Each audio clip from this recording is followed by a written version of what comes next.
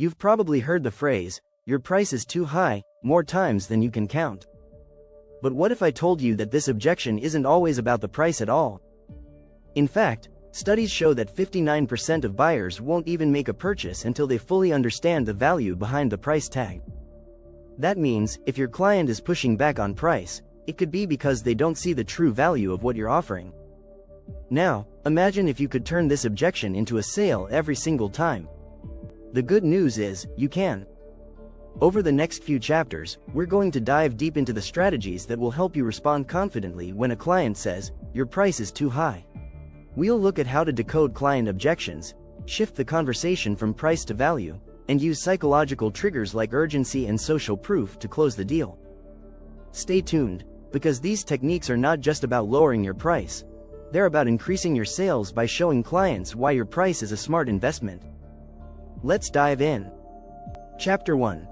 The Price Objection Puzzle, Decoding Client Mindset in Sales. The phrase, "Your price is too high," is one of the most common objections you'll face. But here's the thing, it's rarely about the price.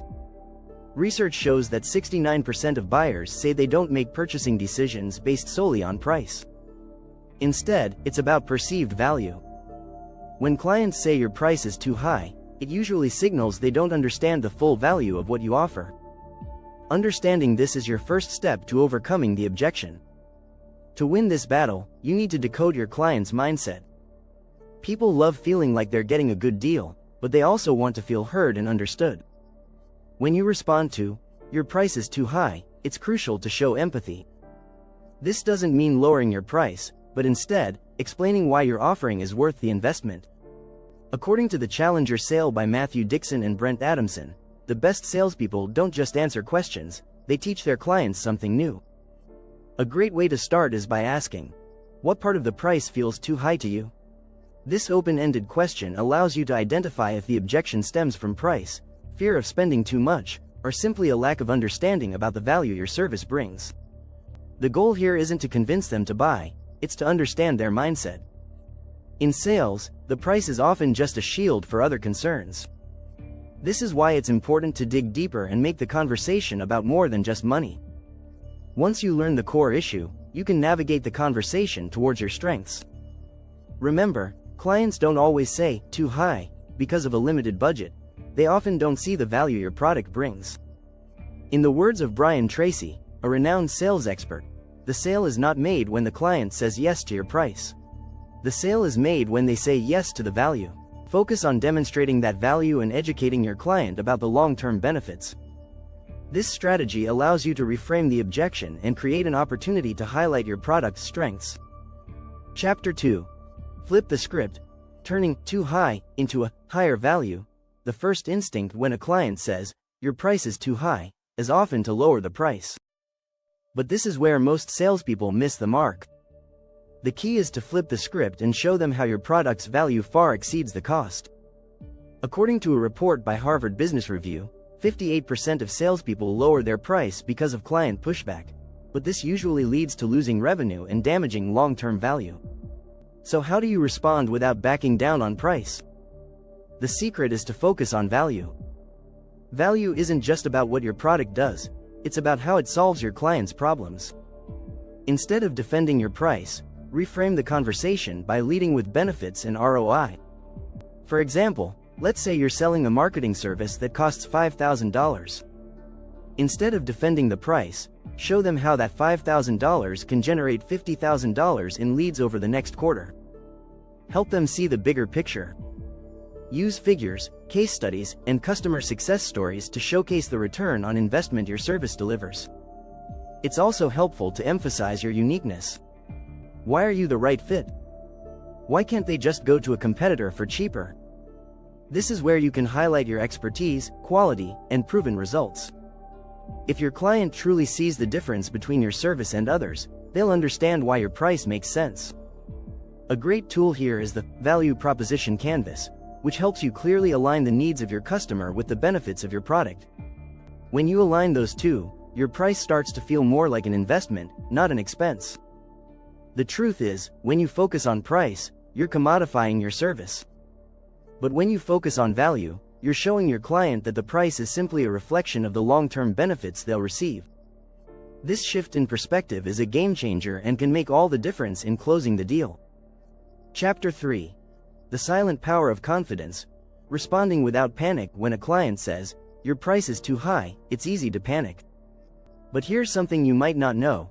Confidence in your pricing can actually increase the likelihood of a successful sale.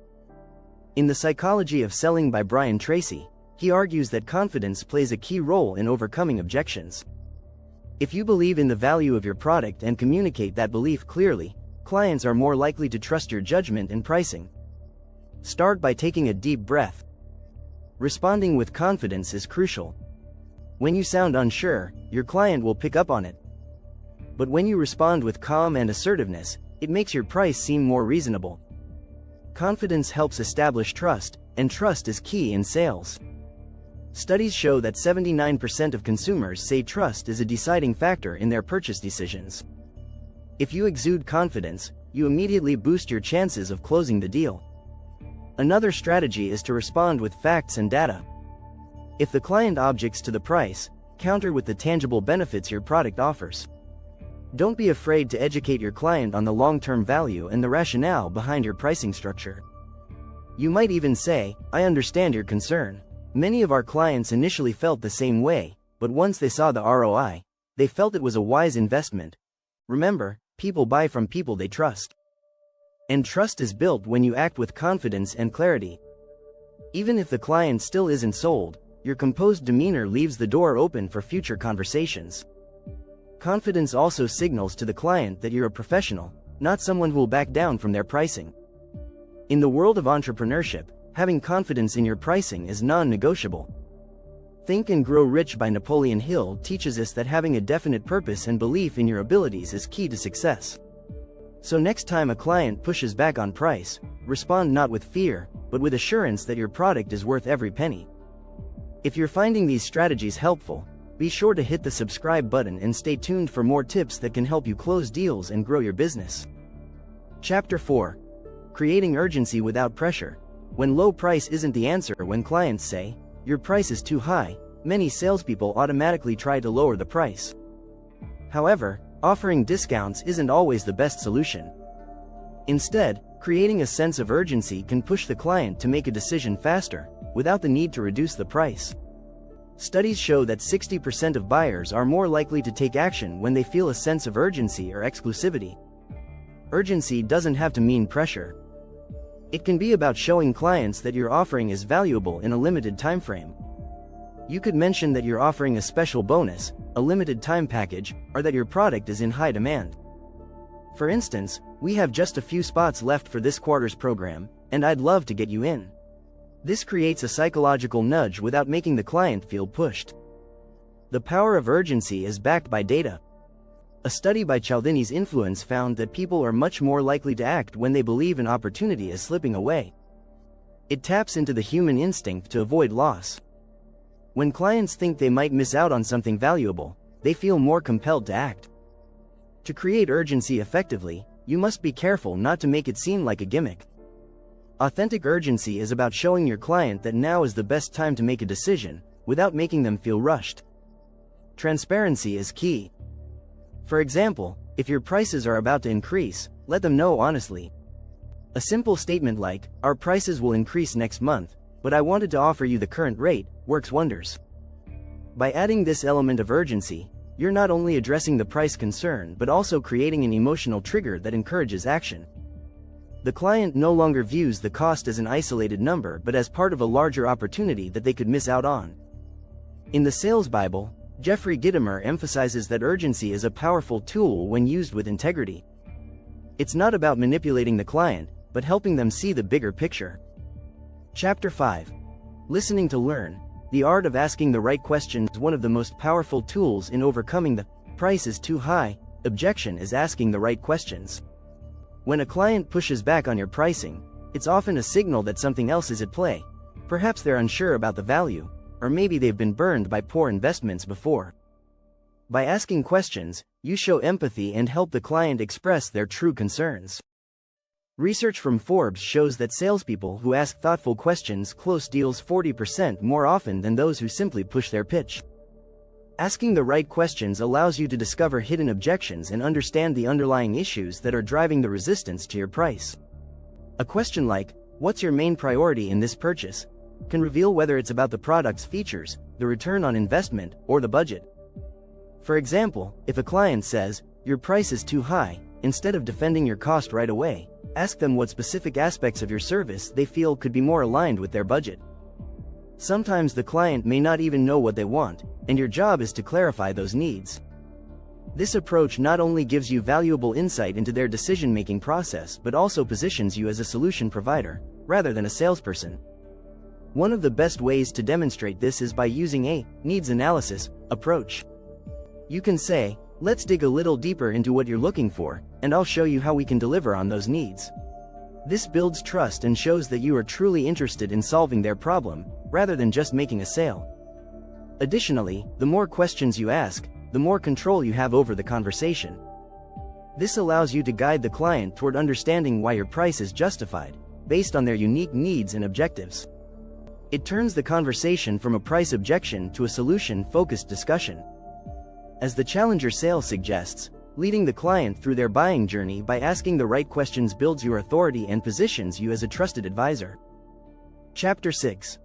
Beyond the price tag, using social proof to close the deal. When clients say, "Your price is too high," they are often unsure whether your product or service will deliver on its promises. One of the most powerful ways to address this doubt is by leveraging social proof. Humans are naturally inclined to follow the actions of others, especially when making significant decisions.